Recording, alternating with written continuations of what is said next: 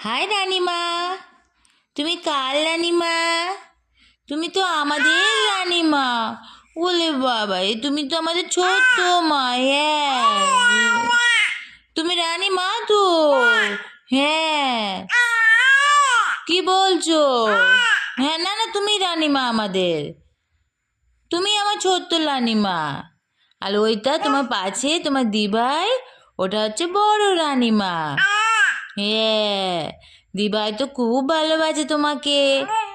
হ্যাঁ, কিন্তু দিভাই যখন বেশি ভালোবাসতে যায়, বেশি আদর করতে যায়, সেটা তোমার ভালো লাগে না। হ্যাঁ, কি বলছো? ভুক লেগেছে?